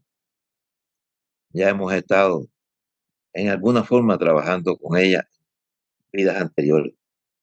Y tienes la suerte que tienes ahí a Francisco, que es alguien que está siempre dispuesto a ayudar y que tiene muchos conocimientos. Yo te diría que estuve en esta encarnación, nunca había oído la palabra teosofía. Tuve la suerte de trabajando de 12 de la noche a 8 de la mañana. Podía encender el radio y oír el radio, y da la casualidad que el programa que sintonicé, no es casualidad, por algo sucedió.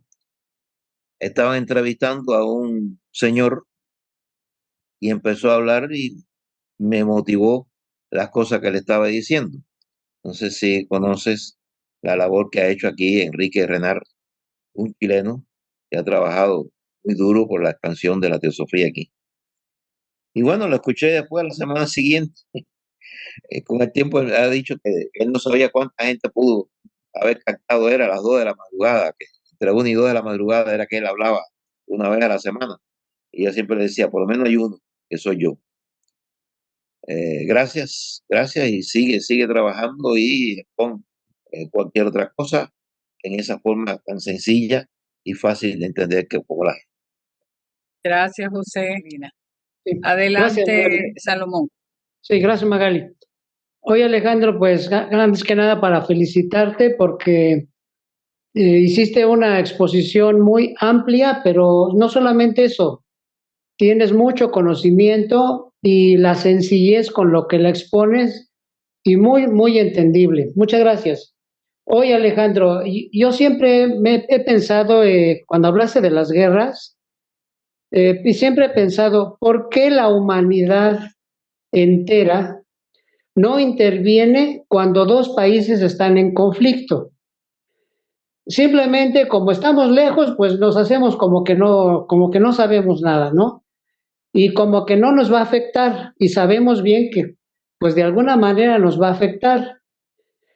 Entonces lo que realmente hacemos como humanidad es aliarnos a unos o a otros.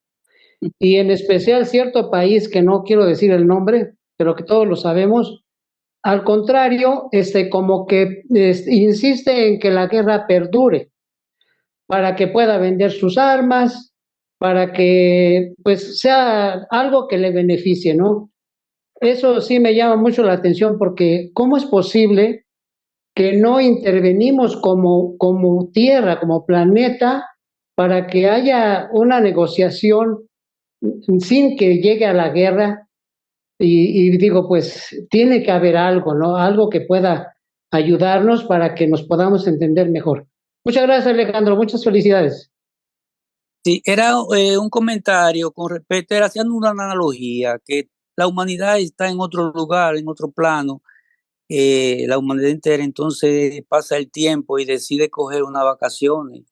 Venimos entonces a la Tierra, a cualquier lugar aquí en la Tierra, a este plano dual. Nos juntamos, nos encontramos con el servicio, pero está al ser dual el amor y el desamor. Entonces, ¿cómo trabajaría el ego si el plano es dual? O sea, tendría que aceptarlo los dos hasta que regrese de una forma o de otra a sus orígenes o a donde estaba el inicio, de donde viene, de donde parte. Es un comentario. ¿Y qué tú comentarías con respecto a mi comentario? Sí, mira, la literatura teosófica es bastante amplia y habla de distintos procesos. Por ejemplo, hay un proceso en el que se nos menciona, se nos dice a nosotros, bueno, obsérvate, controla tus vehículos de conciencia, purifícate,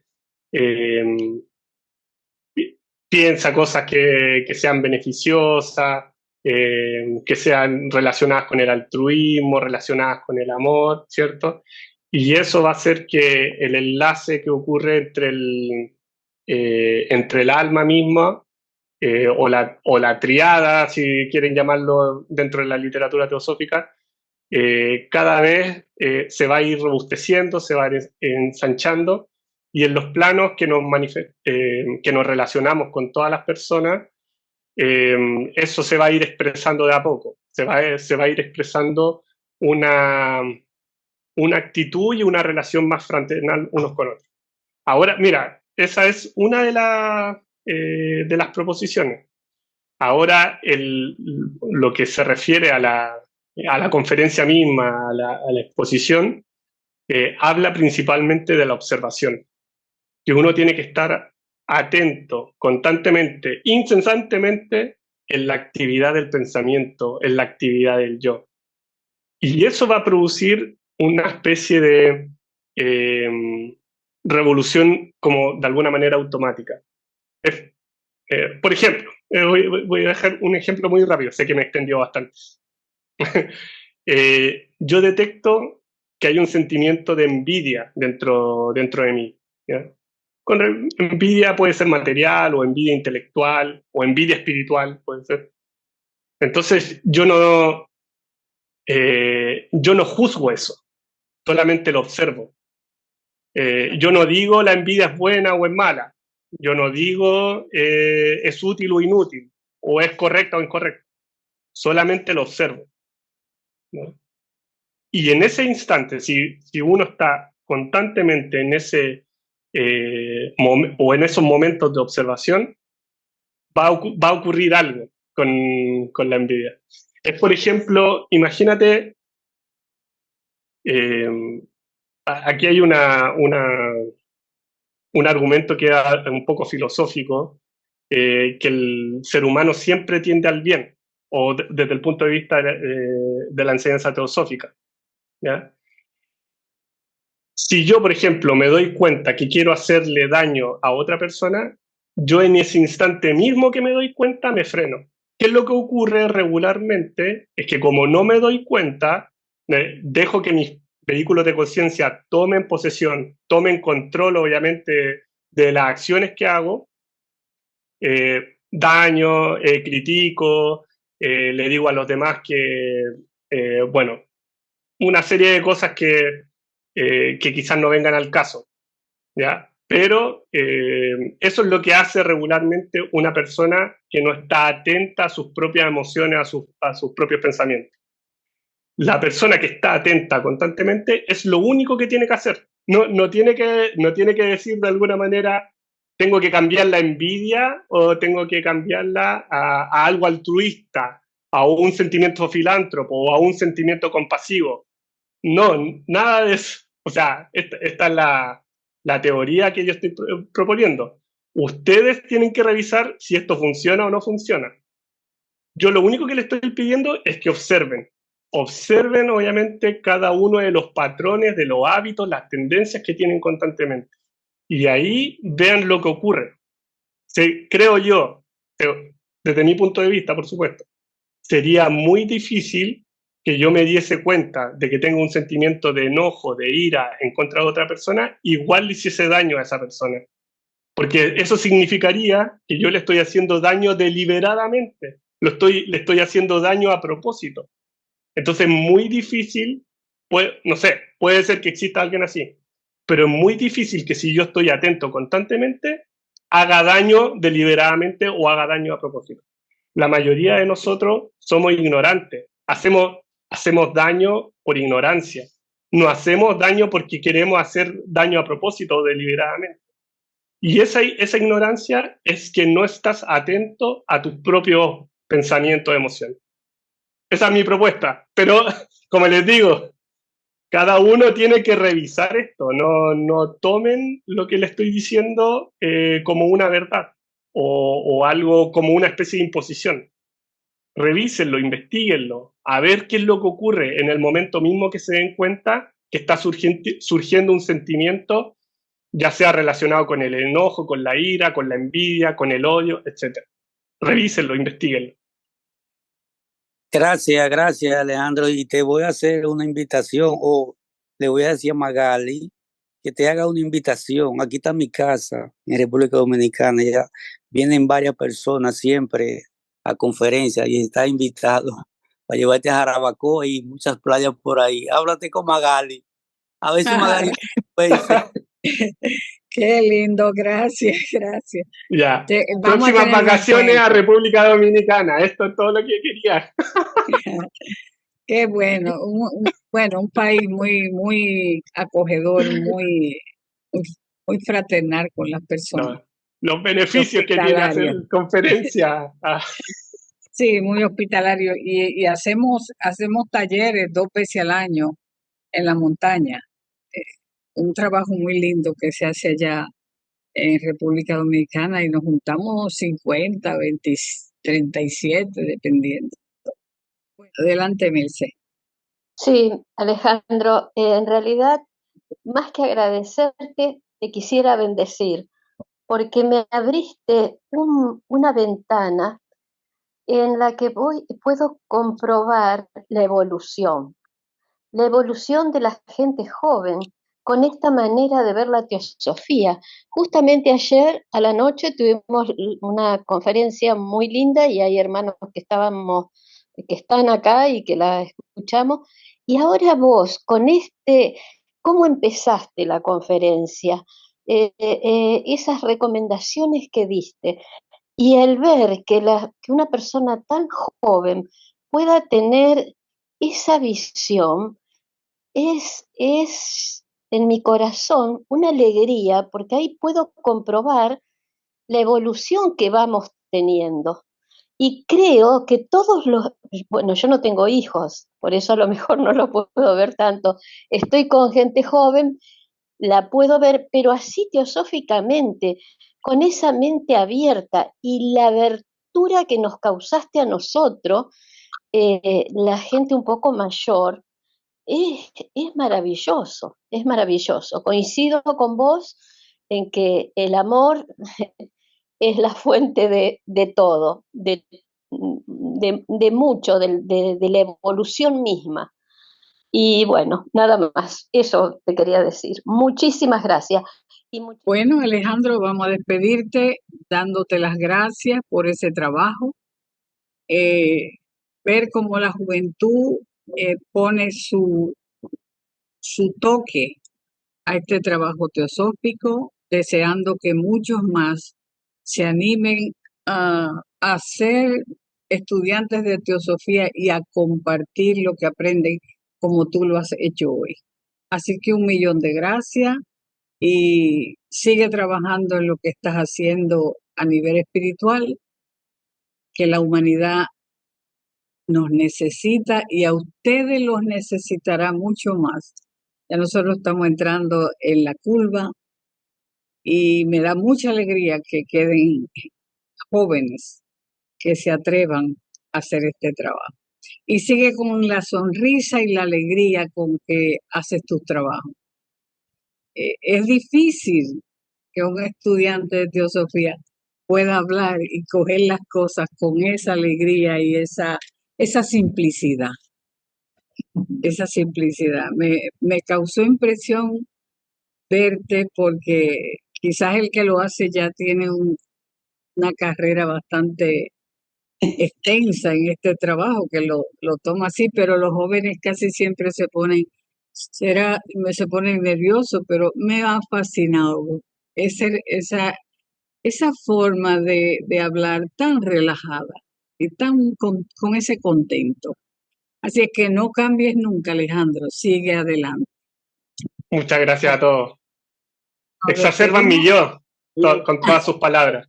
No, son reales, no me gusta untar salsa, pero sí es real, lo que te estoy diciendo, te lo estoy diciendo desde mi corazón.